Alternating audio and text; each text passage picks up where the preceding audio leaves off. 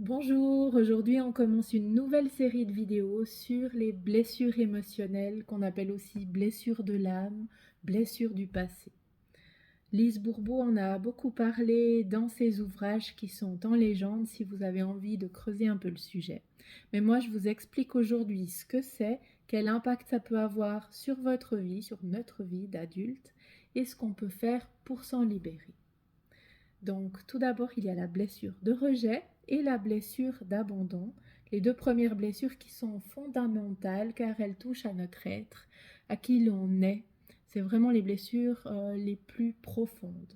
Ensuite, on a la blessure d'humiliation, la blessure de trahison et la blessure d'injustice. Et ces blessures sont nées en fait dans notre prime enfance, alors que l'on a vécu une situation qui a été choquante, qui nous a marqué, qui nous a blessés. Et lorsque ça s'est produit, notre ego a déclenché un peu un système d'alarme, un système de protection pour nous éviter de vivre encore ce genre de blessure. Et c'est pourquoi l'ego a mis en place un comportement pour nous protéger que l'on appelle un masque. Pour la blessure de rejet, c'est le masque du fuyant. De peur d'être rejeté, pour nous protéger, on aura tendance à fuir. Pour la blessure de l'abandon, c'est le masque du dépendant. On entend souvent parler de dépendance affective. Pour la blessure d'humiliation, c'est le masque du masochiste. Pour la blessure de trahison, c'est le masque du contrôlant. Et pour la blessure d'injustice, c'est le masque du rigide.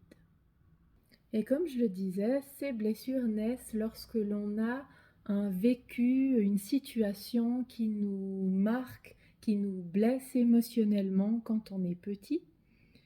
Et ce qu'il est intéressant de faire comme parallèle, c'est qu'en fait, c'est une situation qui a une charge émotionnelle élevée. Ça veut dire qu'on vit des émotions fortes et c'est ça qui ancre en fait profondément cette blessure et ce comportement.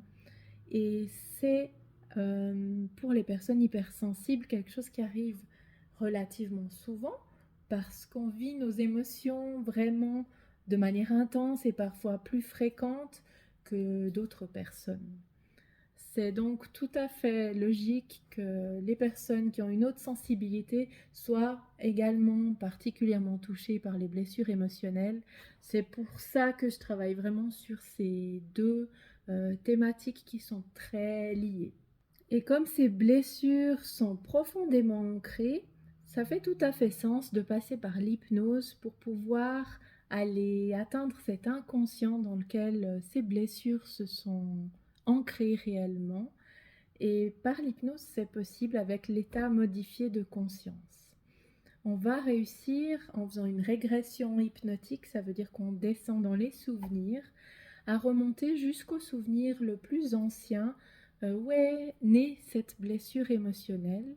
Et on va réussir à désactiver la charge émotionnelle qui était élevée avec ce souvenir-là pour pouvoir donner des ressources positives et que le comportement ne soit plus ce comportement de protection, ce masque, mais que maintenant, dans l'âge adulte, on arrive à avoir des comportements qui soient plus matures, qui soient plus positifs et constructifs par rapport à ce que l'on recherche.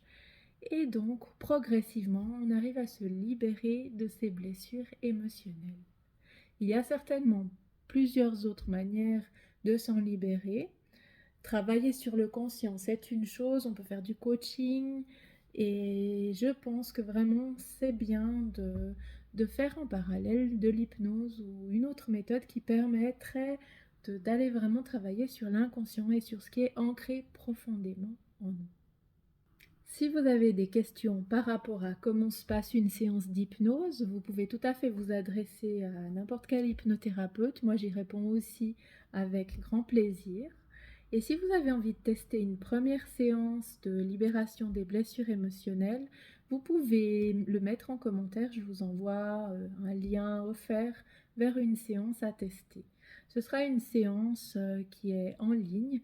Donc, c'est-à-dire que vous n'aurez pas un échange réel avec moi, mais c'est une séance qui vous guide vers une première libération, quelque chose d'assez ouvert, on va dire, pour voir en vous quelle est la blessure qui a l'air d'être encore souvent active et de voir un peu votre enfant intérieur, qu'est-ce qu'il a à vous dire par rapport à ces blessures qui le touchent encore et qui impactent votre vie d'adulte aujourd'hui.